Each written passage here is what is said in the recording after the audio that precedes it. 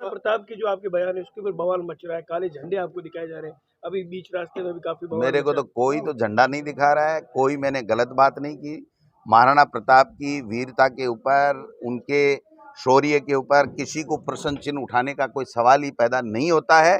जो टिप्पणी ये मैंने की थी वो केवल किताबों में उन्होंने जिस प्रकार से धर्मयुद्ध बताया था उसको लेकर के थी, जबकि महाराणा प्रताप ने अधीनस्थता स्वीकार नहीं की, स्वाभिमान के लिए लड़ाई लड़ी।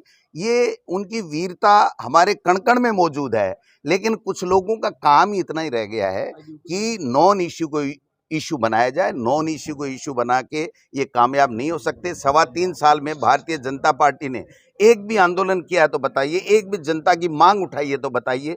20.5 लाख बच्चों के भविष्य के ऊपर उन्होंने एक तरीके से हितों के ऊपर कुठाराघात करने का काम किया है। फिर भी हमने कहा 32,000 नहीं, हम 62,000 बच्चों को नौकरी देंगे।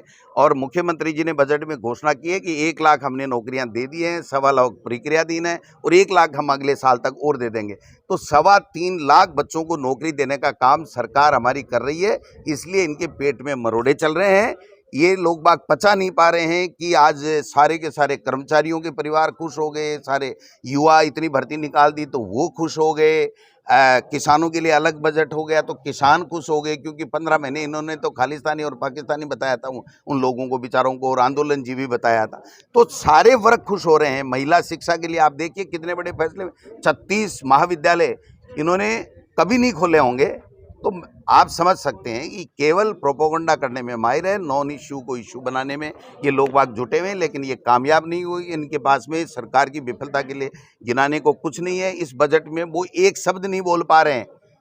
कल मैं दिल्ली गया था तो एक मेरे पत्रकार मित्र ने कहा, हमने जेपी नड्डा जी से पूछा कि ये जो मुख्यमंत्री अशोक गहलोत जी ने ये जो फैसला किया है ओल्ड पेंशन स्कीम का, इसके बारे में आपका क्या कहना है?